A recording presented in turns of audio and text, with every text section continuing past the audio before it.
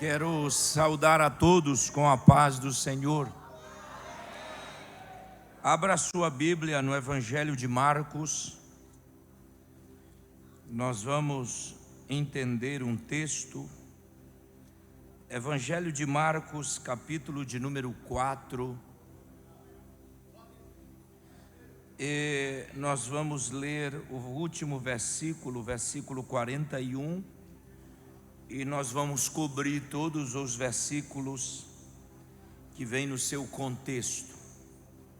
Bom, eu estou indo embora para casa essa madrugada. Pois é. Estou indo embora porque tem louça. Tem roupa. Mas como eu comprei o Wi-Fi, tá ótimo. Mas eu preciso.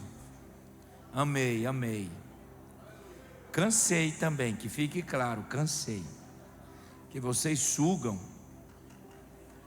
Eu nunca mais fiquei 3 vezes numa igreja. Faz muito tempo. Faz muitos anos. Mas eu quero agradecer ao apóstolo Luiz, a sua família, o colegiado dos bispos, dos pastores, pastor Josélio, que me serviu, todos vocês, a boa educação, todo mundo com muita educação, fazendo com muito carinho, e eu estou levando uma boa imagem desse ministério, e que Deus continue abençoando o pastor aonde ele estiver, abençoando todos vocês, e até uma próxima. Se não for aqui, eu vou para o céu. Quem vai? Vamos, Marcos, capítulo de número 4 e versículo 41. Assim Marcos escreveu: e eles, possuídos de grande temor, diziam uns aos outros: quem é este que até o vento e o mar lhe obedecem? Assentai-vos.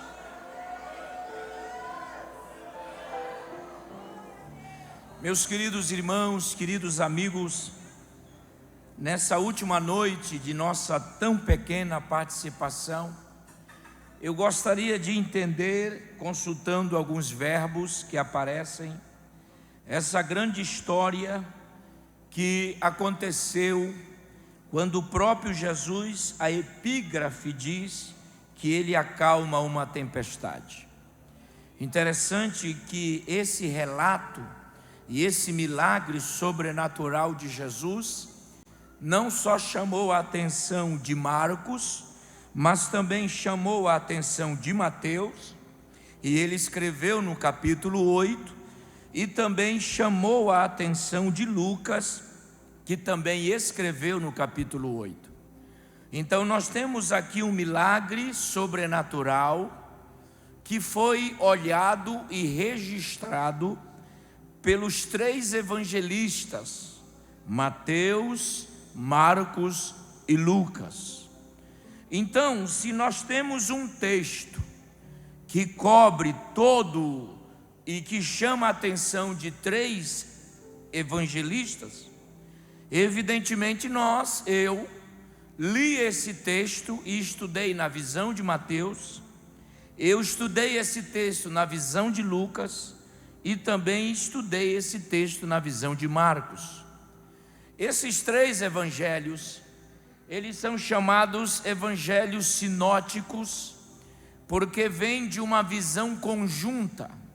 Eu quero deixar um conselho para quem estuda a Bíblia, que se você pegar um texto que está em Marcos, e também Mateus e Lucas escreveu essa história, faz-se necessário consultar a visão de outros, porque o que faltou na visão de Mateus, Marcos completa.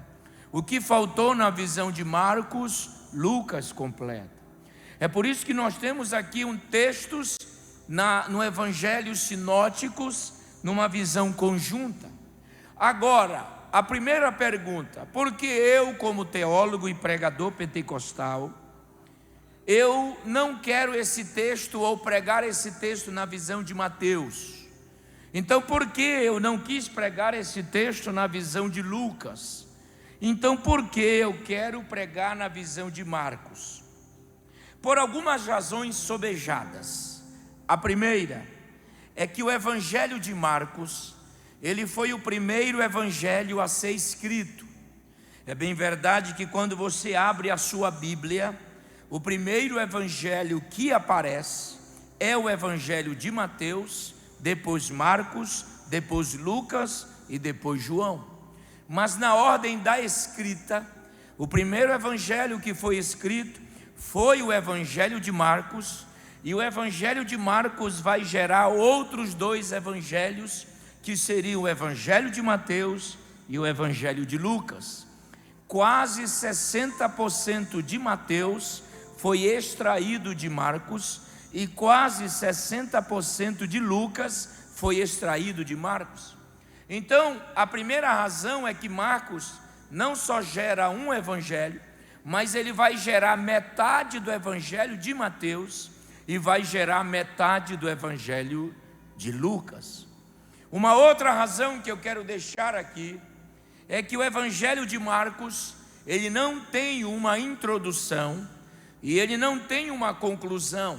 Por exemplo, quando se trata sobre o nascimento de Jesus, Marcos não fala, mas Mateus apresenta Jesus na sua concepção.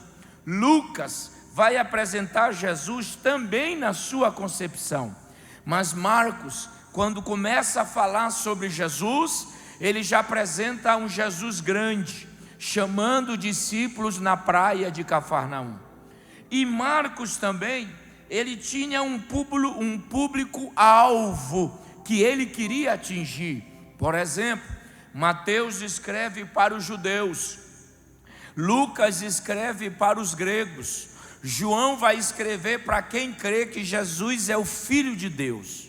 Mas Marcos, ele vai escrever para os romanos, e os romanos, o povo guerreiro, um povo destemido, um povo conquistador, que conseguiu conquistar e tirar o poderio da Grécia, e tornando-se um dos maiores e melhores impérios. O povo romano, eles, no sangue deles, José, já existe a ideia de um herói, de um campeão. Não é à toa que Roma tinha 3 formas de governo. Começou com a monarquia, depois a monarquia caiu, surgiu a república, depois a república caiu, e por último sistema de governo, o império. E dos impérios nós teremos aproximadamente 26 imperadores, dos quais 24 morreram assassinados.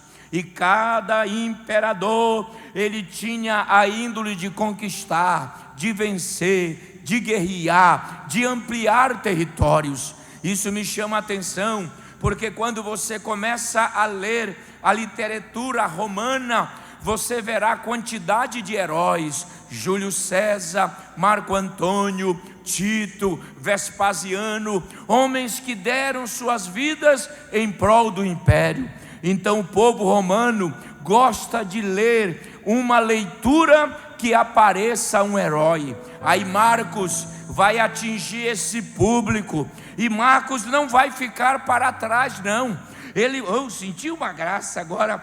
Marcos vai apresentar Jesus como um herói, porque o povo romano gostava da ideia de heróis. Aí Marcos vai apresentar um herói, só que um herói diferente, um herói que não tem espada, um herói que não tem lança. Não, eu já tinha dado glória a Deus, um herói que não tem escudo, um herói que não tem couraça, mas um herói que nunca perdeu uma batalha, venceu todas as batalhas. Então Marcos vai apresentar Jesus como um herói.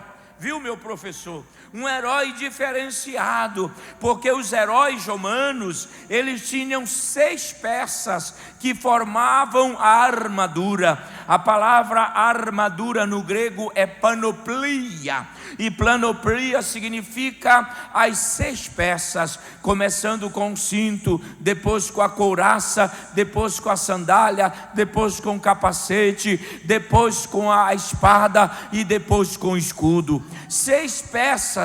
O soldado romano era equipadíssimo, ele ia com uma couraça, ele ia com uma espada, ele ia calçado os pés. Aí aparece, eu estou sentindo graça, aí aparece Marcos, vai apresentar um Jesus que os seus pés apenas têm um chinelo de couro. Ele veste uma roupa de linho branca, ele não tem um capacete, ele não tem uma espada, ele não tem nenhuma pedra para tirar, mas todas as batalhas que ele enfrentou, ele venceu, ele venceu. Eita, que glória! Ele venceu.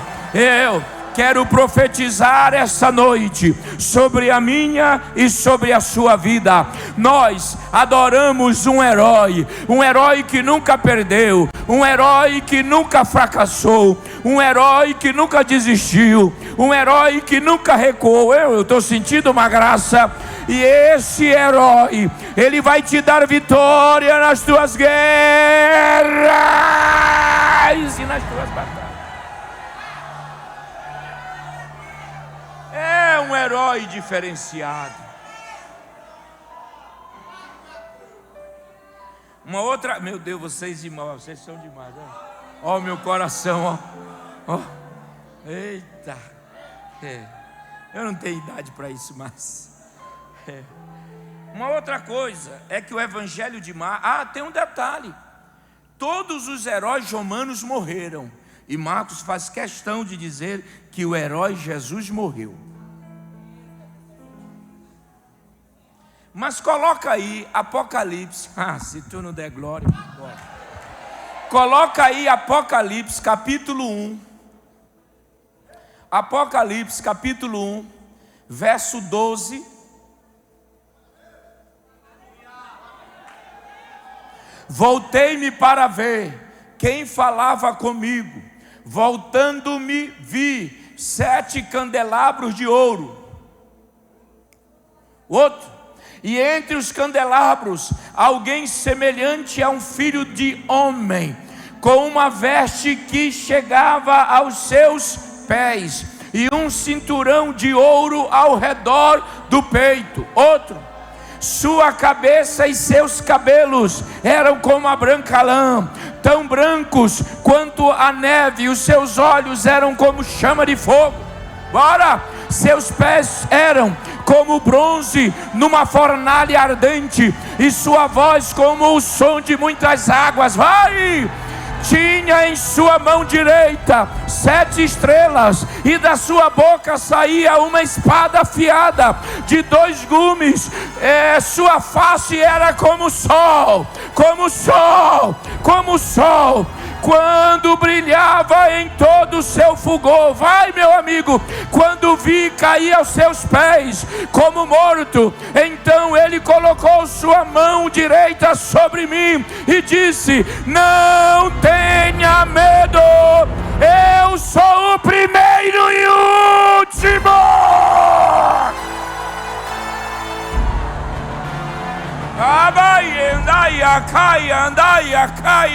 Ele está vivo, ele está vivo, ele está vivo. Todos os heróis romanos morreram e estão sepultados, não sobrou mais nada. Mas o herói de Marcos está vivo. Oh, glória!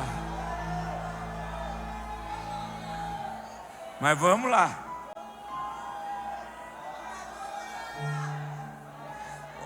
Outra coisa interessante do Evangelho de Marcos, obrigado. Diga comigo, o Evangelho de Marcos, fraco. O Evangelho de Marcos é o Evangelho da ação. Diga, é o Evangelho rápido. Deixa eu explicar isso. Marcos escrevendo para os romanos. Então os romanos não gostam de uma leitura com muitos detalhes. É por isso que Marcos não dá muitos detalhes no seu evangelho. E os romanos, eles gostam de uma leitura dinâmica. Por isso que esse evangelho é chamado de evangelho rápido, dinâmico. Existe um verbo no grego que perpassa esse evangelho mais de 10 vezes, que seria a palavra logo, que é a palavra em português, e no grego é eutus. Pode ver, quando você começa a estudar esse evangelho, a Bíblia diz assim: logo Jesus subiu, logo Jesus desceu, logo Jesus entrou, logo Jesus curou, logo, já era para você ter dado glória a Deus na primeira logo, mas tudo bem, logo multiplicou, logo, tudo logo. Então Marcos vai sempre apresentar o eutus: logo subiu, logo desceu, logo curou, logo. Mas esse texto aqui que eu trago essa noite me chamou a atenção, porque é o único texto no Evangelho de Marcos que Jesus está parado. Está parado. Parou. E eu estou lutando com tantas mensagens para pregar aqui, mas o Espírito Santo venceu de novo. E hoje à tarde ele me incomodou muito para ler isso aqui. E eu comecei a perceber que o único texto que Jesus está parado é esse. Quando ele sai de uma região que dá aproximadamente uns 40 quilômetros, para chegar na região de Gadara, expulsar uma legião de um homem e voltar novamente. Então, nesse intercurso da saída aonde ele está, para a região de Gadara, em Decápolis, Jesus vai aproveitar e tirar uma soneca.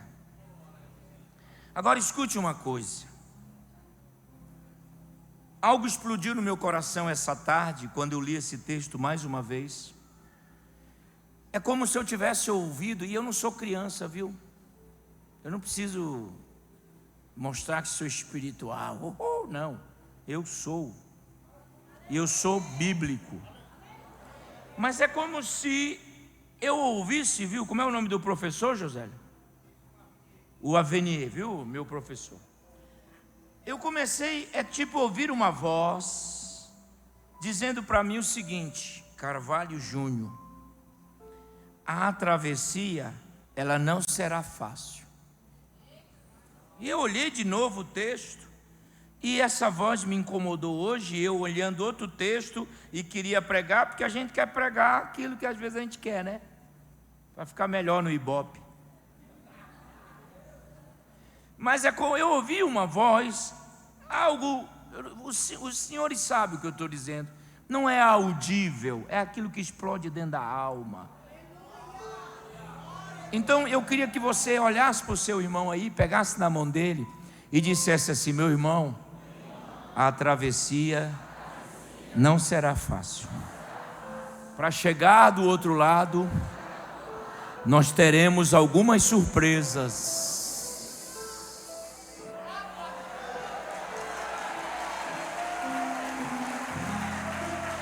Nós vamos nos deparar com algumas surpresas. Então hoje, rapidinho, laconicamente, resumidamente, eu gostaria de falar sobre, repita comigo, as surpresas da travessia. Vamos ver isso no texto? Coloca aí o primeiro verso que eu quero cobrir, 4:35. 4:35. Marcos 4:35. Quem que está lá hoje? Quem é? Quem? O amado, é o amado que está lá hoje, não é o Davi? NVI, né, Davi?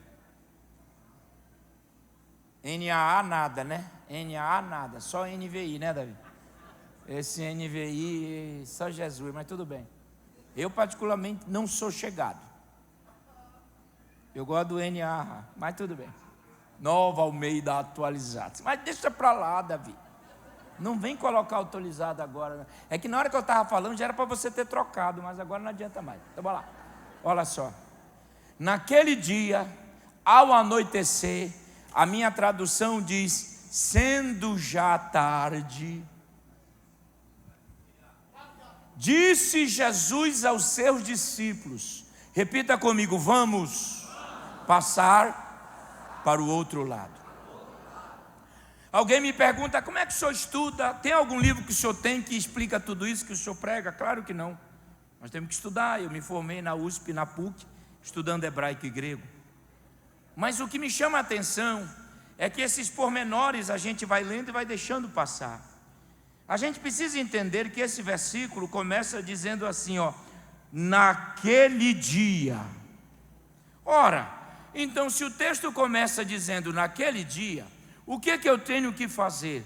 Perguntar. Né? Eita, você é demais, amado. Palma, Davi. Todas as vezes que eu estiver aqui, Davi, é NAA, não esquece. Então, como é que a gente estuda? Naquele dia, então surgiu a oportunidade de perguntar à Bíblia, que dia foi esse? Porque houve um dia. E para nós termos um esclarecimento, nós temos que ir numa regra hermenêutica para o seu contexto do texto apresentado. Então, antes de Jesus terminar aquele dia, houve um dia, e o contexto desse dia foi um contexto de muito ensino. Nesse dia, Jesus pregou muita coisa. Por exemplo, ele pregou sobre a parábola da semente, ele pregou sobre a parábola do grão de mostarda, e ele usou muito essa técnica de oratória chamada parábolas para ensinar as pessoas. Então, esse dia foi um dia que ele pregou de manhã, de tarde, e agora a noite estava chegando. Depois de um dia pregando sobre o reino de Deus, depois de um dia pregando sobre a semente, o espeiro no grego, depois de um dia ter ensinado grandes multidões, mesmo assim ele tem uma missão do outro lado, e ele chega na praia, oh glória, e olha para o seu colegiado apostólico e faz uma promessa. Ele diz, passemos para o outro lado. Olhe para mim, é a última vez que Jesus fala nesse texto. Ele não vai mais falar, ele só vai falar depois. E há um hiato de silêncio. Eita, entraram no barco, outros barquinhos ali. Jesus despede-se da multidão. Coloca aí, Davi, o versículo de número 37. Aqui está a primeira surpresa da travessia. Eu quero cobrir isso. E, diga comigo, levantou-se grande temporal de vento. Eu vou traduzir isso aqui e escreva, grave. A palavra levantou-se no grego é ginomai, ou ginomai. E ginomai significa aquilo que eu não espero, mas acaba acontecendo. Aquilo que eu não programo, mas acontece. Aquilo que eu não estava e não estava na minha agenda. Eu quero dizer com isso que quando Jesus entra no barco e diz passemos para o outro lado, ninguém ali imaginava que o temporal viria. Ninguém ali percebeu. Eu posso crer que eles olharam e disseram, não tem uma nuvem, não tem nada, vamos passar do outro lado, será moleza a travessia. Mas para chegar do outro lado, as surpresas vão chegar. E a primeira surpresa é a tempestade. Existem coisas que nós não programamos, mas elas vão acontecer. Você não programa bater o carro, você não espera perder o emprego, você não espera que a doença chegue na sua casa. Ninguém espera isso, gente. Ou a gente fica orando para que isso aconteça. A gente espera coisas boas, mas para chegar lá do outro lado, as tempestades, o ginomai vai acontecer. E é interessante que a palavra grande no grego aí é megali, e a palavra vento no grego é lailinha. Então o grego diz assim, ó, ginomai, megali, lailinha. Tudo que o diabo tenta fazer para tirar a nossa visão do outro lado é grande. A Bíblia não diz pequena tempestade, a Bíblia não diz média tempestade, eita, a Bíblia diz grande. E quando eu li esse texto essa tarde, eu perguntei para a Bíblia: por que grande tempestade? É porque se a tempestade é grande, o milagre será grande também.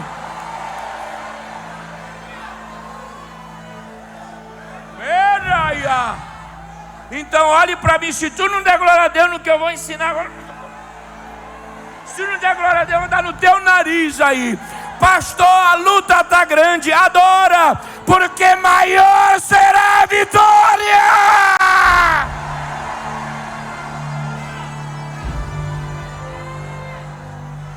Quer vitória pequena, luta pequena.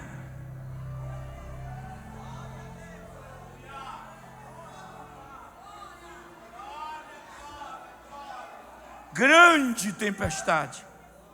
Mas eu vou explicar algo aqui que alguns teólogos ficam aí meio carecas, porque eles acham que eu invento coisa.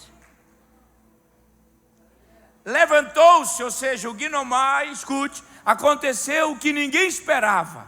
A primeira surpresa é a tempestade. Ela chegará, irmão. De um jeito ou de outro você vai ter que pagar um preço. De um jeito ou de outro vai ter que suar a camisa. Mas uma coisa eu quero que você inocule na tua alma: quando chegar a tempestade, dá uma olhada na popa do barco. Não entenderam, né? Vou embora. Olha quem está lá. Olha quem está lá. Olha quem está lá. Eu quero dizer a esse ministério que vocês chegarão do outro lado, porque Jesus resolveu entrar no barco e levá-los. Tua família vai chegar do outro lado. Eita, eita, eita, eita. Oh, meu Deus.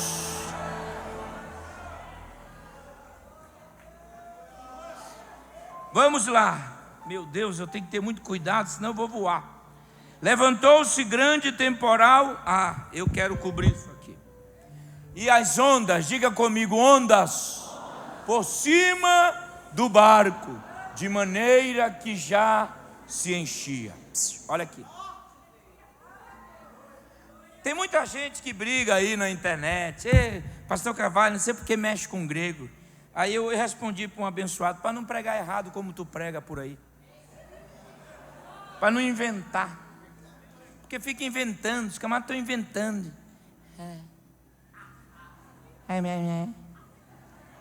Porque a psique, meu.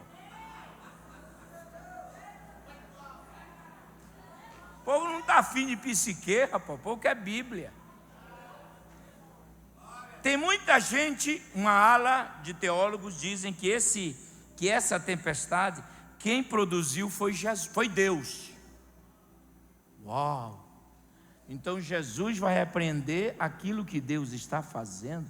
Então há uma briga no lar lá. O pai e o filho estão brigados, não é? Porque o pai faz uma coisa e o filho não quer. Olha como é. Por quê? Criar coisas para dizer que Deus criou a tempestade para nos amadurecer, não é assim. Não precisa criar.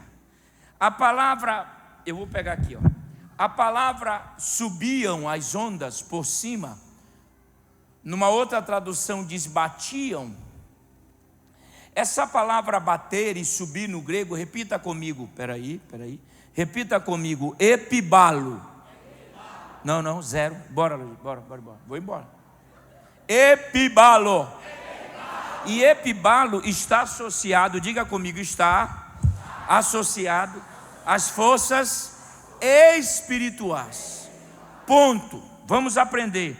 Essa é uma tempestade produzida por forças espirituais. Isso eu concordo. Só que nós temos que saber qual é a força. Deus não é. Porque Deus não quer matar Jesus afogado.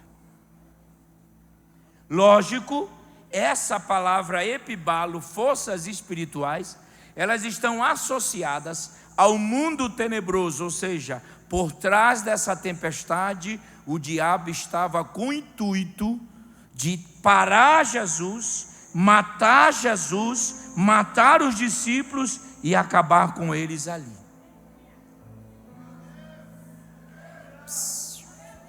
O próprio Marcos, no capítulo 6, ele vai falar de uma outra tempestade.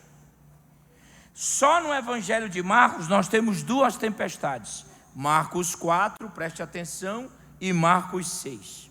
Marcos 4 é o epibalo. Quem faz, quem promove são as forças espirituais. Marcos 6 é uma tempestade que quem produziu foi a natureza. Porque o mar está ali próximo de montanhas, o vento passa entre as mesmas, movimenta a natureza na sua força. Olha como Jesus administra. Marcos capítulo 6, ele olha para os discípulos e diz assim, podem ir. E ele só chega na quarta vigília da noite. Marcos 4, ele vai desde o início. Uau! Mas por que Marcos 6, ele só chega no final, e Marcos 4, ele vai desde o início? Simples, porque aquela que a natureza faz, Jesus disse assim, eles vão dar conta. Quando eles não tiverem mais força, quando eles não tiverem mais garra, eu entro. Mas aquela, se tu não entender essa, mas aquela que o diabo promove, ele diz, eu vou desde o início. Eu vou profetizar, e se tu não der um glória a Deus para chegar no Japão, eu vou embora. Não sei qual é a tempestade, se é pela natureza ou pelo diabo, Deus vai te dar vitória nela. É isso que eu quero que você entenda essa noite. Se é a natureza, Ele vai dar vitória. Se são forças espirituais, Ele vai te dar vitória. Raia, mandaraia, candaraia. Então, se não é Deus, quem estava promovendo é o inimigo. Por quê? Porque o diabo, claro que Jesus dormia, viu, irmão? Jesus dormia. Só que o único evangelista que teve coragem de escrever Jesus dormindo foi Marcos. Ok? Mas ele dormia. Então ele está dormindo e o diabo disse, agora já era.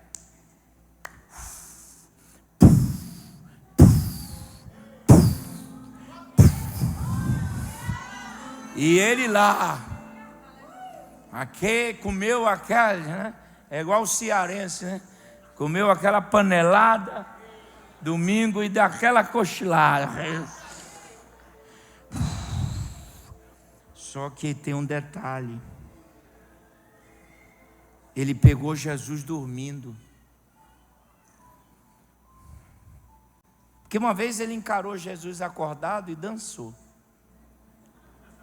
Outra vez ele encarou Jesus acordado e perdeu de novo. Aí agora ele disse, dormindo eu venço.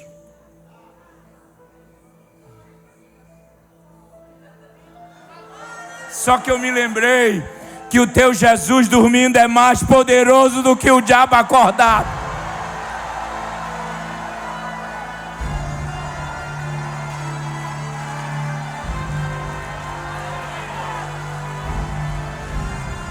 Eu quero que você pegue na mão desse irmão, incomode ele até ele zangar e diga, o teu Jesus dormindo, rapaz, ele é mais poderoso do que o diabo acordado.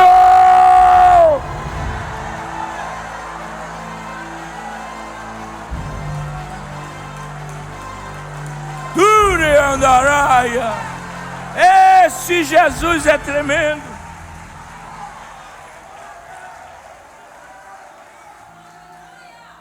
Vamos descobrir a segunda surpresa. O versículo 38. Quero cobrir isso aqui. O 38, Marcos 4, 38. E ele estava na popa. Ele está lá, mas está dormindo. Se você quiser anotar, anote. A palavra dormindo no grego é silêncio. Então o grego diz: ele está, mas está em silêncio. A gente queria que ele falasse nessa hora, né? Deixa eu cobrir isso aqui e ganhar 1 minuto com vocês. O silêncio de Jesus dói, né, irmão? Uma vez eu pregando, o irmão disse: não, o silêncio de Jesus é uma bênção. Eu digo: deixa de ser mentiroso, rapaz. Ninguém gosta do silêncio de Jesus. O silêncio de Jesus nos apequena. É ou não é, irmãs? Ninguém faz assim quando ele está em silêncio. A gente quer sumir, desaparecer. E ora e nada acontece, não é verdade? O silêncio de Jesus não nos motiva a adorá-lo, mas nos motiva a falar: Senhor, até quando? E eu sei que essa noite eu prego para irmãos que estão tendo o privilégio de tê-lo no barco, mas ele está em silêncio. E este silêncio está te levando até tomar atitudes precipitadas, porque se ele não fala, tu quer fazer. Se ele não fala, tu faz. E o silêncio de Jesus nos agonia, nos deixa mal, porque ora-se, nada acontece. E parece que Jesus gosta de provocar, principalmente os sanguíneos como eu. Aí a gente está num culto, ele usa alguém para o irmão do nosso lado, mas não fala com a gente.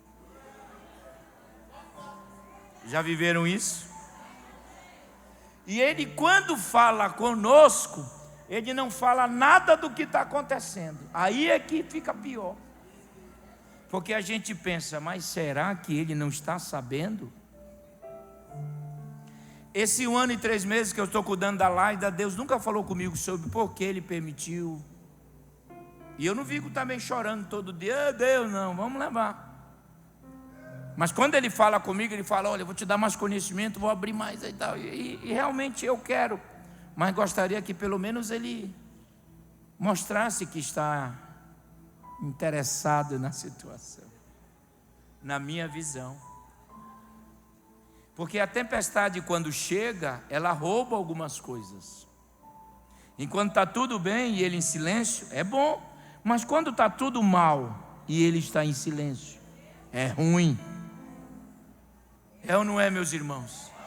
E ora, se parece que o céu está em bronze, e é um desânimo e nada acontece, e a tempestade aí, e ele lá na dele, dando aquela dorminhoca. Dá vontade de acordá-lo, mas quem é que tem coragem para fazê-lo? Eu sei que o silêncio é uma surpresa negativa, como a tempestade. Mas para a gente chegar do outro lado, nós vamos ter que encarar o silêncio dele.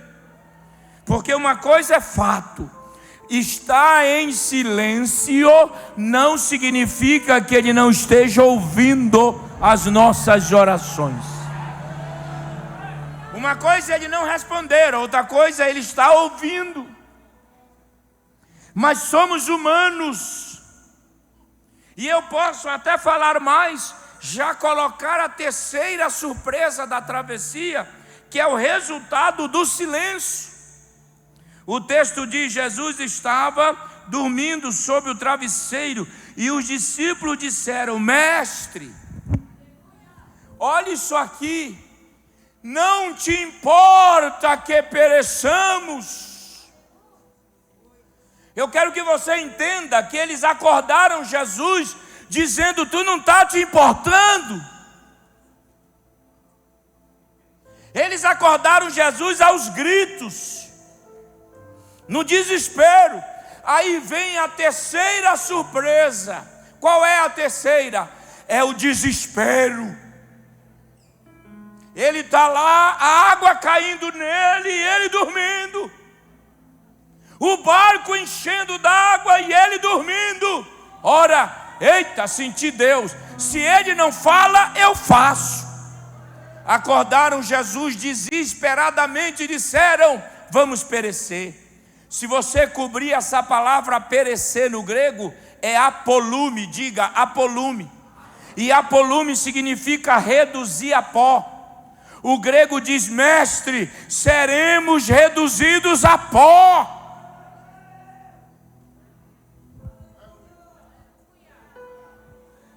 Imagine pó na água, some, desaparece. Eles disseram: mestre, nós vamos sumir, porque ninguém vai achar pó em água. Seremos reduzidos ao período do Gênesis, quando o Senhor fez o homem do pó.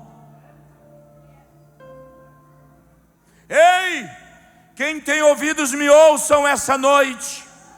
Eu sei que o silêncio dói, mas não tome atitudes precipitadas. Calma, calma. Oh, aleluia. Pode chorar mesmo. Calma, porque Ele está lá. Uma hora Ele vai acordar. Oh, glória. Mas cuidado com as atitudes. Cuidado com a ideia de pular do barco.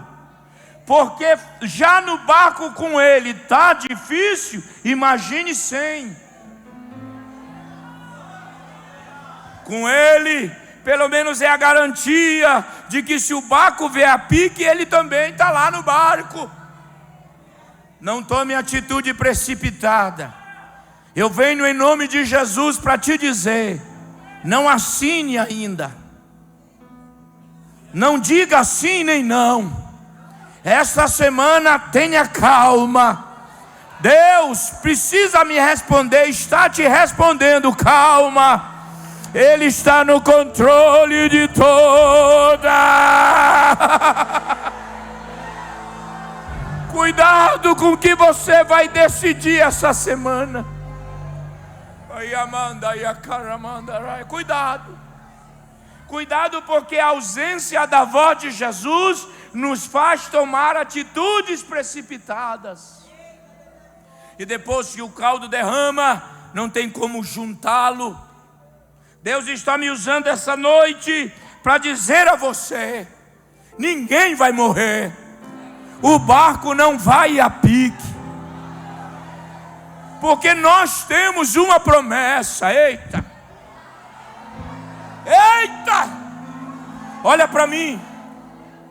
Deus fez uma promessa a Paulo. Olha, se tu não entender, Deus fez uma promessa a Paulo. Você vai para Roma, Paulo, fica tranquilo.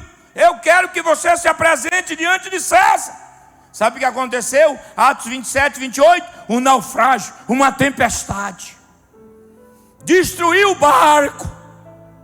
Mas Paulo disse: ninguém morre. O barco será destruído, mas esta mesma noite, olha, se tu não entender, enquanto o povo estava sofrendo a tempestade, o anjo do Senhor desceu lá onde Paulo estava. E o texto diz que essa mesma noite, Deus falou comigo: ninguém aqui vai morrer, mas nós vamos perder tudo. Chegaram na ilha de Malta, uma ilha de bárbaros, homens cruéis. O texto diz que Paulo, com frio molhado, olha, se tu não entender, pegou um graveto, eu estou sentindo Deus, e jogou ali para aquecer. De repente uma víbora pulou, engatou as suas garras na mão de Paulo. Paulo não desesperou, Paulo não pulou. A Bíblia diz que Paulo balançou para cima e para baixo. A bicha foi para o fogo. Alguém disse assim: agora ele morre. Ele vai inchar, não inchou. Ele vai ficar amarelo, não ficou. Ele vai perder a visão, não perdeu. Porque Deus quer nos ensinar essa noite: Deus não vai te livrar da picada da cobra, mas vai te livrar do veneno dela.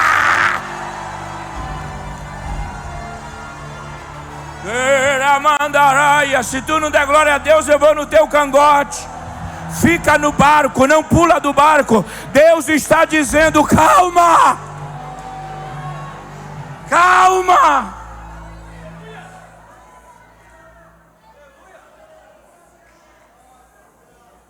Eu estou lidando com 12 apóstolos.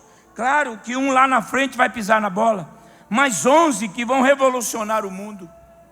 Mestre, acorda. A terceira surpresa é o desespero.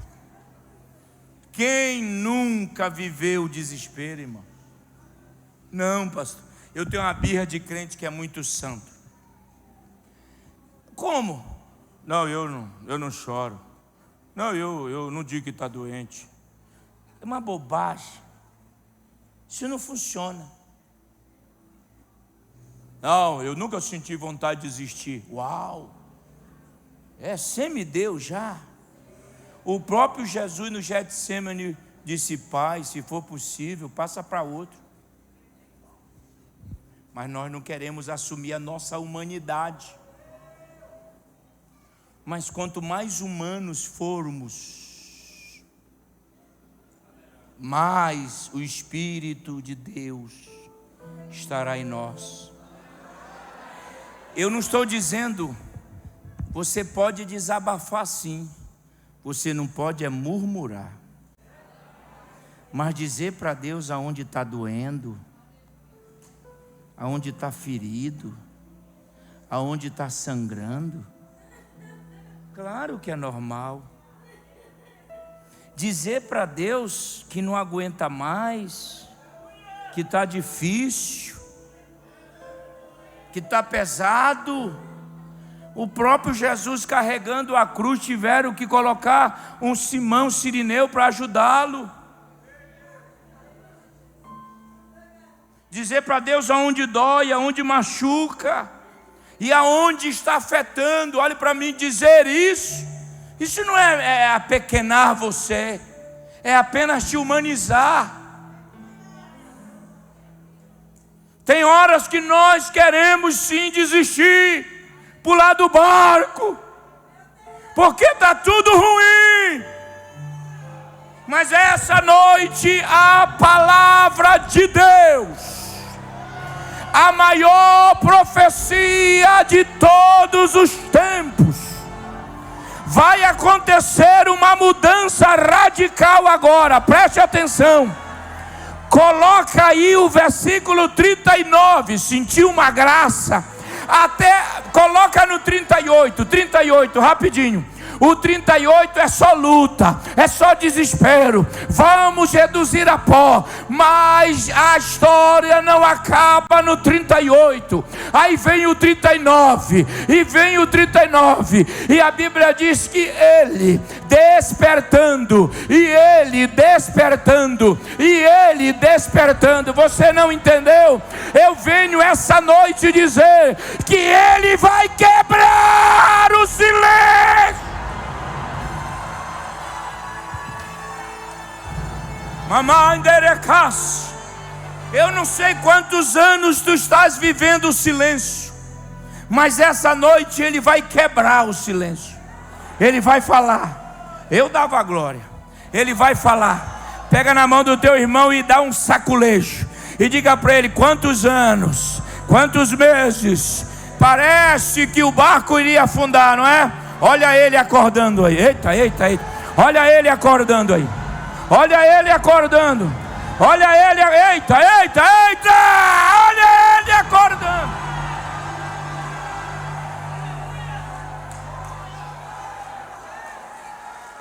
E quando ele acorda, ele age. Essa aqui eu preciso, minhas duas mãos.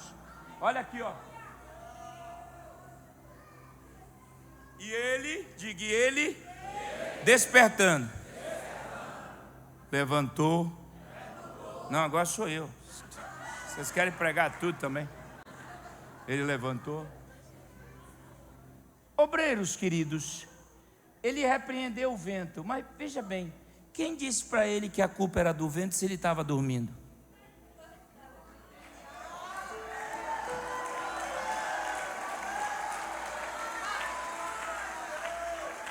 por que ele já vai com o vento, se ele está dormindo? E a minha Bíblia e o grego não diz que ele pediu. Ele não acordou assim, falou assim: o que está acontecendo, rapaz? Barulho. Sabe do jeito que nós acordamos, né?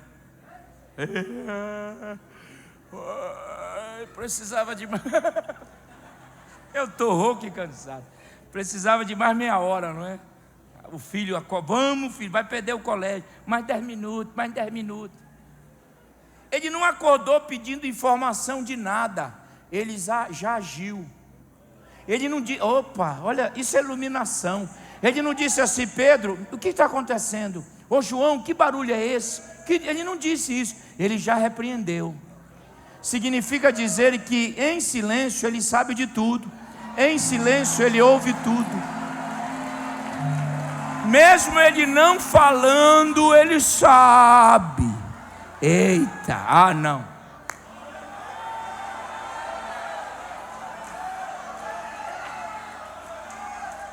Espera aí, vamos lá. Repreendeu. Essa palavra aparece muito em Marcos, repreender também. Vamos lá, professor. Quando a gente olha a palavra repreendeu em português, é assim, ó. E Jesus levantou e disse: vento, está repreendido. É isso aí. Em português é. Mas a gente precisa olhar esse verbo. Essa palavra repreendeu no grego é epitimal. Diga epitimal. Não, eu preciso de todos. Epitimal. E o epitimal no grego não é só repreender, é mostrar o histórico de derrota de quem está produzindo aquilo. Não entenderam? Eu vou explicar. No mundo do boxe,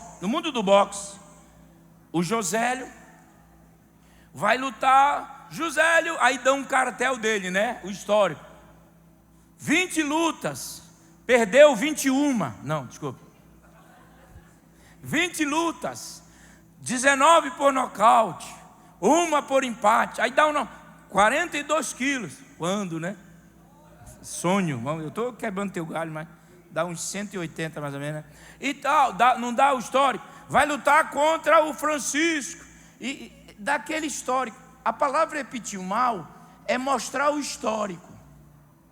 Se tu não entender, irmão, está difícil. Mostrar o histórico. Quando Jesus acorda, ele não só repreende, mas ele diz assim: tu que está produzindo isso, tu nunca me venceu, tu só tem derrota, derrota, derrota, derrota, derrota.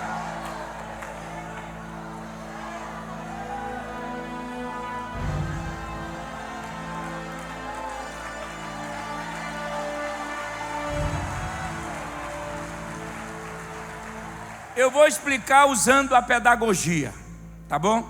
Quem tem mão esquerda? Levanta a mão esquerda. Levanta a mão esquerda. Quem tem mão direita? Eu não mandei baixar a mão direita. Não, isso aqui é só eu que estou fazendo. Eu não estou pedindo para vocês fazerem, não. A mão esquerda vai representar. Uma vez eu fiz isso. Quando eu disse que a mão esquerda representava o capeta, aí o irmão: mas é a mão da aliança. Eu digo: ai, Jesus, tem misericórdia. Eu não posso mais nem fazer minhas leis pedagógicas. Mão esquerda, vamos, é o capetinha. A mão direita é Jesus.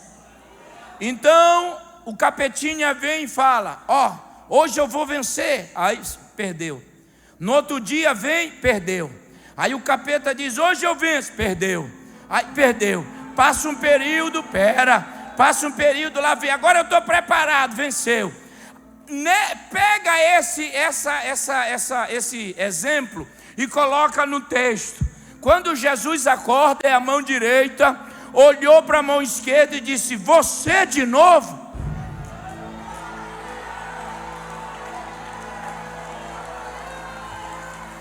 Eu te venci lá na praia, vou te vencer aqui, já já eu te venço em Gadara.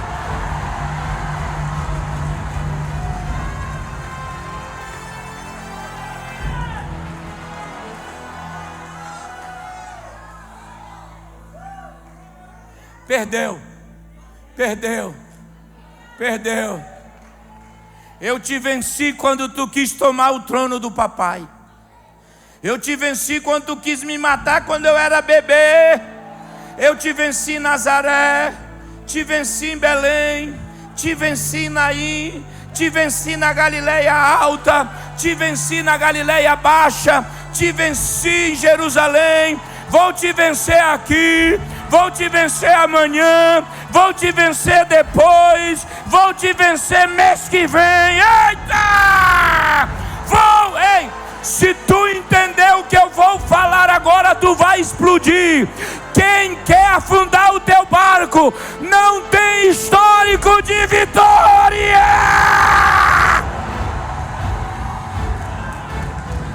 Só tem derrota. Só tem derrota. Eu vou profetizar isso. Quem está tentando destruir tua casa não vai conseguir. Quem está tentando destruir teu filho não vai conseguir. Quem está tentando destruir teu casamento não vai conseguir. Quem está tentando destruir teu ministério não vai conseguir. Quem está tentando destruir teu filho não vai.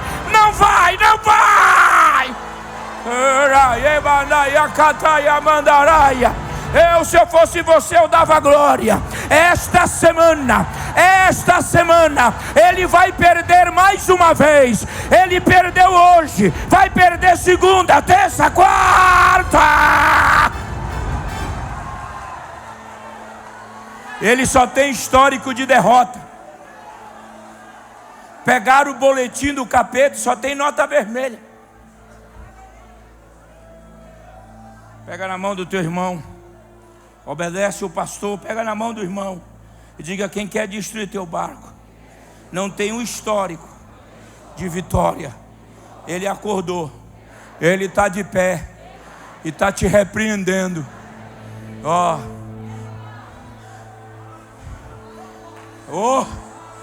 Aia, menemia rabeu, aia candara.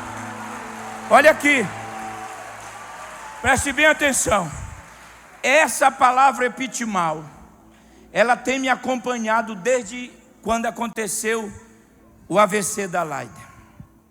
Há 1 ano e 3 meses, todo dia, fora de casa ou dentro, falando com ela no vídeo, eu uso esta palavra epitimal. Olhe para cá. E eu queria que você aprendesse isso essa noite. Quando as coisas começarem a tomar um novo foco e as ondas subirem sobre a tua embarcação, diga assim: é você, não é? Você não vai derrotar-me.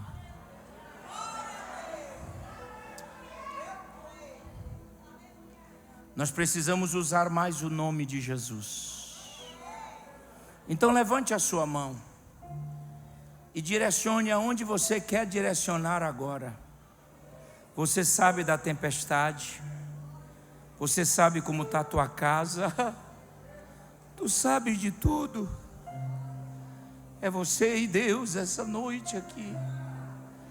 Você sabe que essa tempestade quer tirar você do rumo, e você vai usar este nome agora. Comece a repreender do jeito que você sabe. Diga: tu não vais vencer. Tu só tem histórico de derrota. Vá repreendendo, vá. Abra a boca agora e vá repreendendo. Repreende esse vento contrário que quer destruir teu casamento. Eita. Oraiamas. Cantoras. Esse vento contrário que quer destruir teu ministério, quer desviar os teus filhos da verdade, repreende esta noite. Há um mover do Espírito aqui.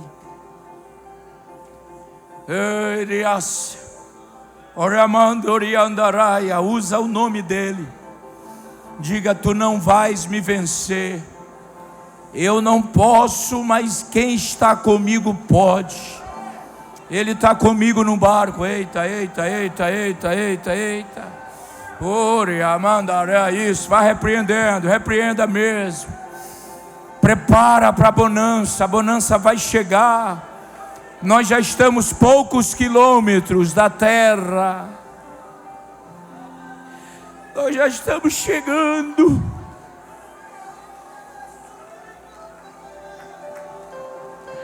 Nós já estamos chegando.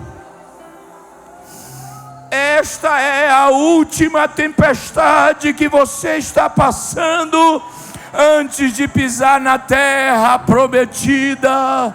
Antes de pisar, então suporta mais. Suporta, porque o que está na frente é melhor. Ei, Pai, eita. Suporta, obreiro. Suporta a igreja. Suporte, apóstolo. Suporta, porque tu já está chegando.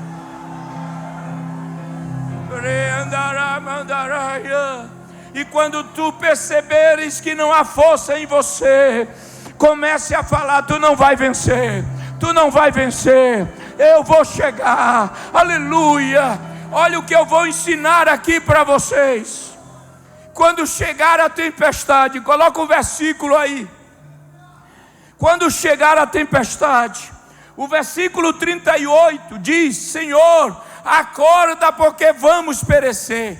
Repita comigo: a tempestade, ela tem o poder de anular aquilo que Deus falou. Não, você tem que falar mais forte. A tempestade tem o poder de anular aquilo que Jesus falou. Quando chegou a tempestade, eles disseram: vamos perecer. Mas coloca o versículo 35. Marcos 4:35 diz: e naquele dia, antes de chegar a tempestade, vou embora. Antes de chegar a tempestade, ele disse: não fui eu quem falou, não foi Pedro, não foi João, foi Jesus. Eita. Foi Jesus quem disse. É agora para dar glória. Passamos. Eita, pegou. Foi Jesus quem disse. Então pega na mão do teu irmão e diga para ele: quando chegar a tempestade, vamos que eu já vou terminar. Diga: quando chegar a luta. Não, mas diga mesmo: quando chegar a prova, quando chegar a enfermidade, quando chegar a perseguição, diga para eles: você está atrasado. Não, deu para entender? Você está atrasado, deu para entender ou não? Por que que a luta chegou atrasado? Porque a promessa vem primeiro.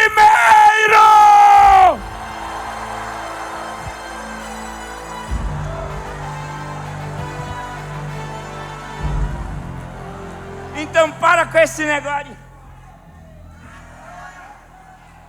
Vai morrer. Tinha um desenho. Me lembrei, eu vou falar. Não posta isso não, hein? Se postar eu processo. Mas tinha um desenho, era do nosso tempo. Quem tem 40, 50. Eu não sei se era um lobo. Meu pai não era crente, ele gostava de ver esse desenho. Vinda. Quem lembra? Lembra sim, rapaz. Quem lembra? Vinda, lembra? Mas que desânimo. E tem gente que tem crente que Jesus disse: passemos. Quando nós entrarmos nesse barco, nós vamos entrar com uma promessa, viu? Não, vou embora. Não, tchau. Quando você encarar a luta, tu vai encarar com promessa.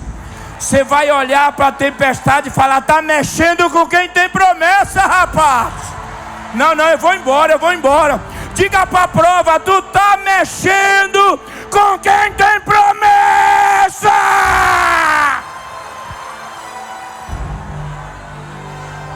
Levanta essa mão e dê o teu melhor e maior glória a Deus aqui.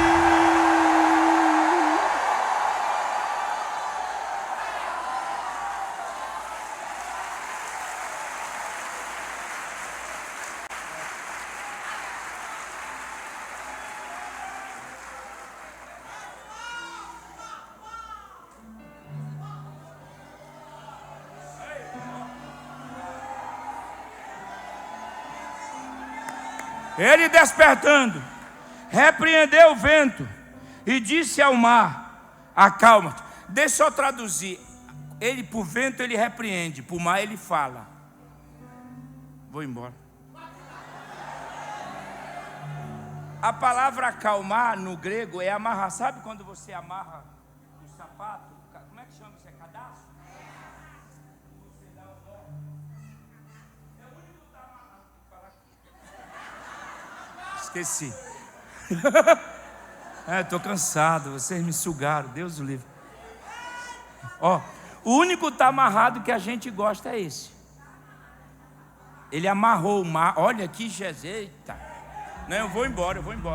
Ele amarrou, fez o nó.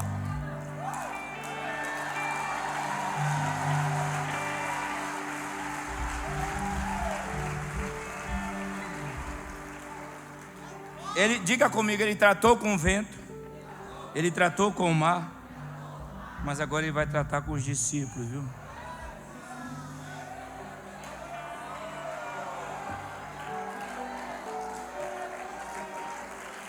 Ele vai tratar. E ele disse assim: vocês são tímidos, cadê a fé?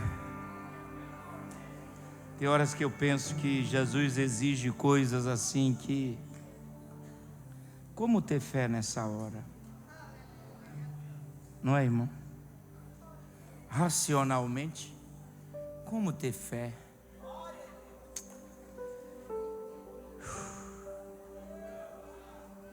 Mas Jesus não está exigindo além daquilo que ele falou, porque a fé vem pelo ouvir.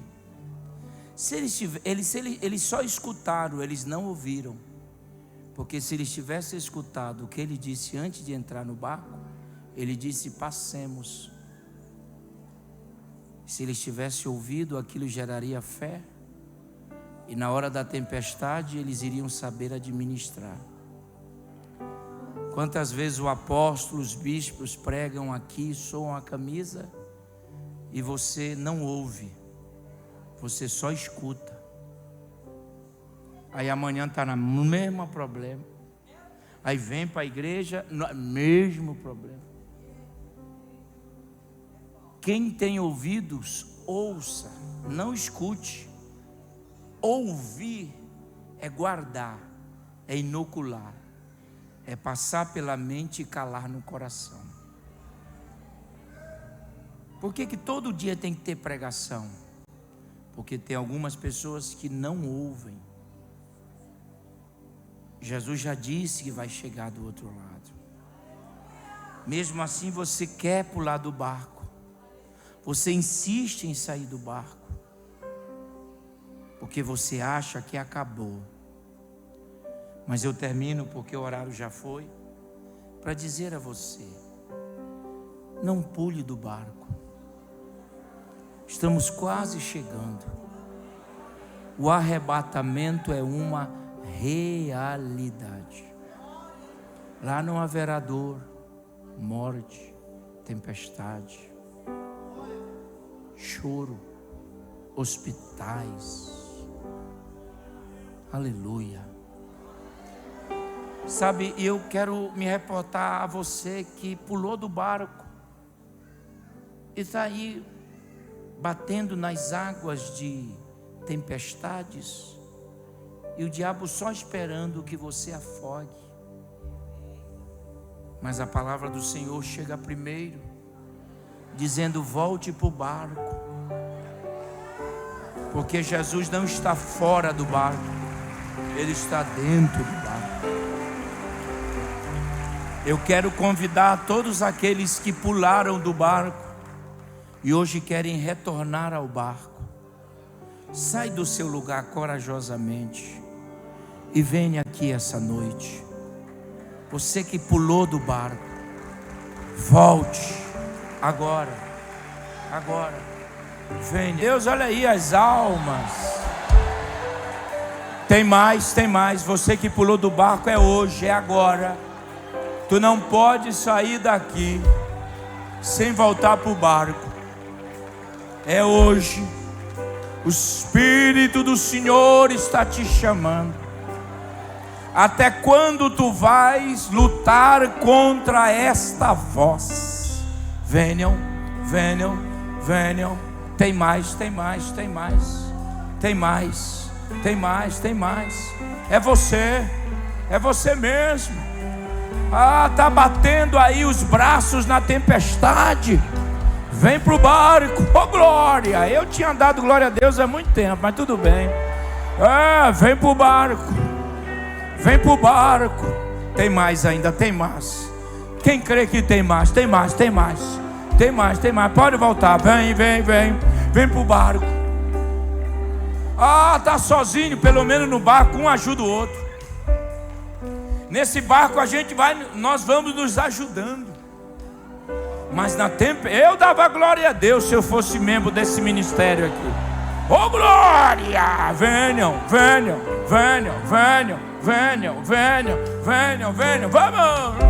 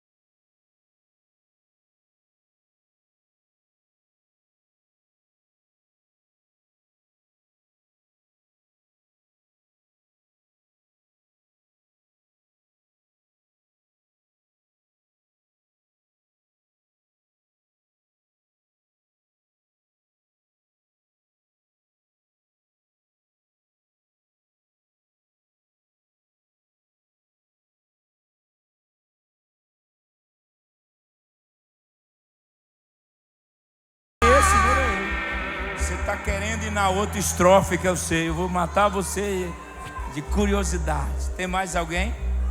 Cadê? Eu vou orar. Volte para o barco hoje. Em nome de Jesus. Salvação da tua alma. Perdão de pecados. Se com Jesus não está fácil, imagine sem. Volte, está chegando mais, vamos.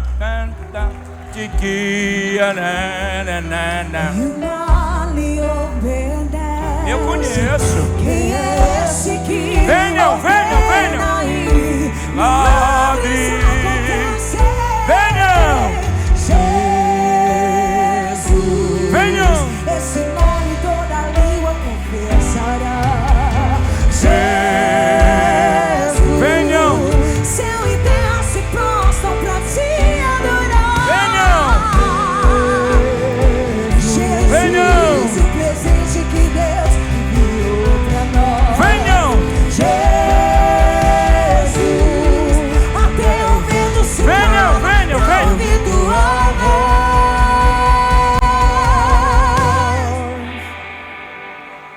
Posso clamar. Eu acredito. Eu não vou naufragar. Só porque estás comigo eu posso clamar. Já tenho fé pra descansar.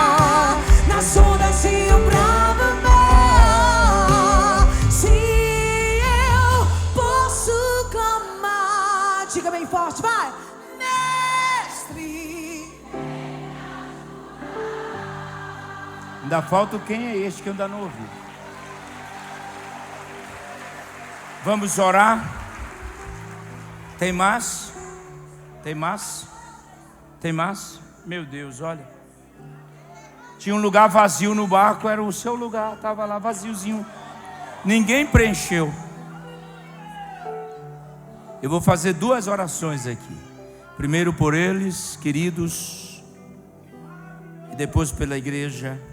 Feche o corredor, dê a mão para o seu irmão. Está chegando mais aí? Se tiver, abre o corredor. Ninguém vai se perder na tempestade. Não. Chegaremos do outro lado e cantaremos aquele hino da vitória. Valeu a pena.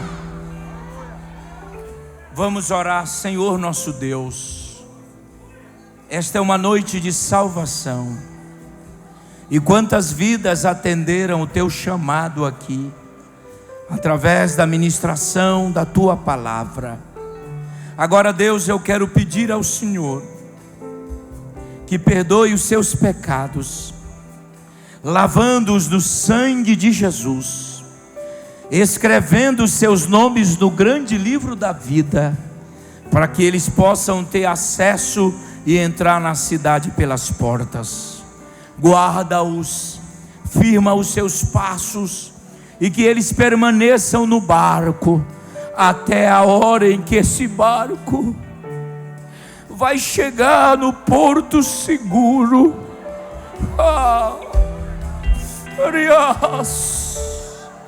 Mas as surpresas chegarão, mas o Senhor estará conosco. Abençoe a vida deles e a família deles, e que através desse ato toda a casa dos meus irmãos sejam salvos para a glória do teu nome.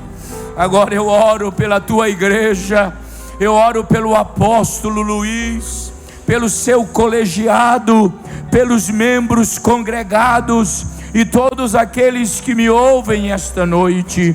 Pai, nós estamos atravessando grandes tempestades para viver grandes milagres, para receber grandes milagres. Pai, nós estamos fazendo um pacto contigo esta noite. Nós não vamos pular do barco. Aconteça o que acontecer, eu não vou pular do barco. Nós não vamos pular do barco. Eu e a minha casa chegaremos no lugar seguro.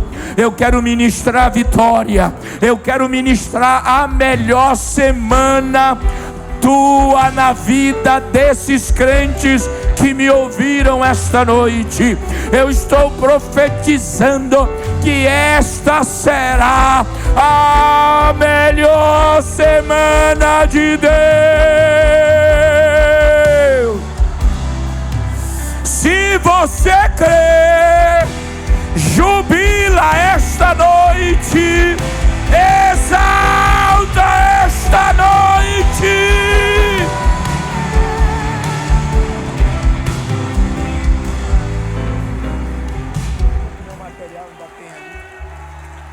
Quem pode dar glória a Deus? Os irmãos que estão aqui, por favor, fiquem de pé. Vão ali até a sala da consolidação, por favor. Aqui à nossa direita, acompanha aqui os consolidadores, para poder estar ali pegando o seu telefone, o seu nome. E a igreja está mais aí pegando e está apacentando mais a igreja. E a igreja que recebeu mais de Deus, manda glória ao Senhor Jesus.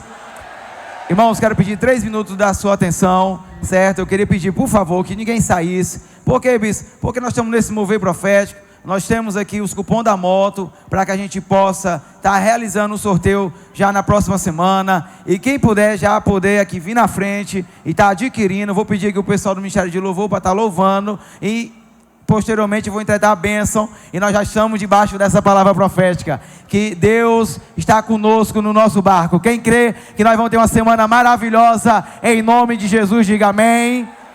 fica de pé, sai do seu lugar, vem aqui adquirir o cupom da moto, que em breve, nessa semana agora, nós vamos estar sorteando essa Fan 125. Se puder passar aqui no telão, seria muito importante também. Tá aí a Fan, e é benção. Daqui a pouco eu vou tentar a benção. Pode louvar. Obrigado, bispo. Vem aqui na frente, vem nos ajudar. Vem comprar o cupom da moto. R$20. Estou de passagem aqui e esse não é o meu lugar. Abra sua boca e louve a Ele no seu lugar, louve. O Espírito Santo está com você. Novo lar. Erga sua voz e louve e cante. O céu é o meu lugar. O céu é o meu lugar. Oh, oh, oh. O céu é o meu lugar. Siga e é pra lá, e é pra lá que eu vou. Que eu vou. Celebra, celebra. Oh, oh,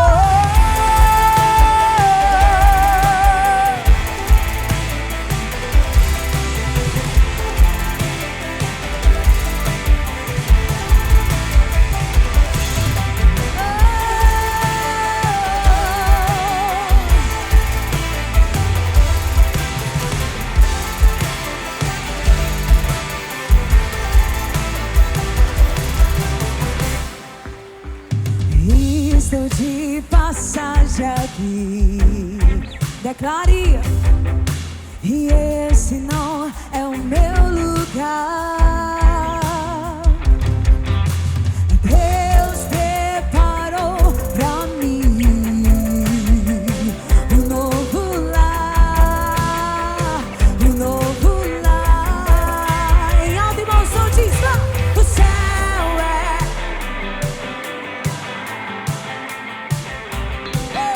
O céu é o meu lugar. Oh, oh, oh. O céu é o meu lugar. Só quem vai diz: e é pra lá que eu vou. eu vou. Então celebra o rei.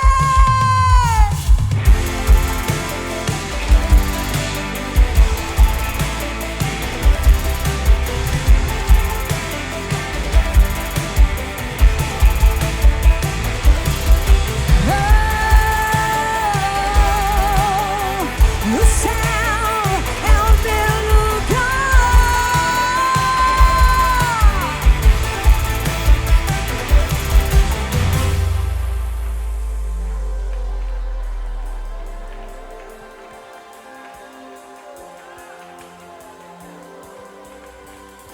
Segura nas palmas aí no teu lugar. Tchá, tchá, tchá, tchá, tchá. Meu irmão, fica de pé aí, fica de pé, adora a Deus. Vamos celebrar!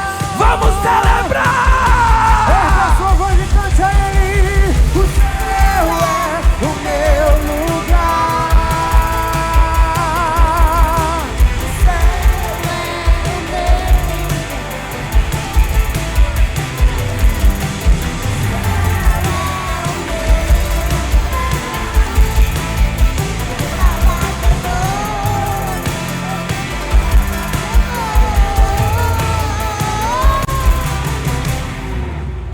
Quem pode aplaudir o Senhor Jesus? Estenda a sua mão para receber a bênção do Senhor. Quero pedir a vocês, que não se esqueçam, o material do pastor Carvalho Júnior está ali fora, tá certo? Então não saia, passou, recebeu a bênção, saiu, adquira o livro, ajude ele. Pode passar. Não passe de largo, não seja o sacerdote, nem o levita, seja o samaritano. Invista, né? Amém, irmãos?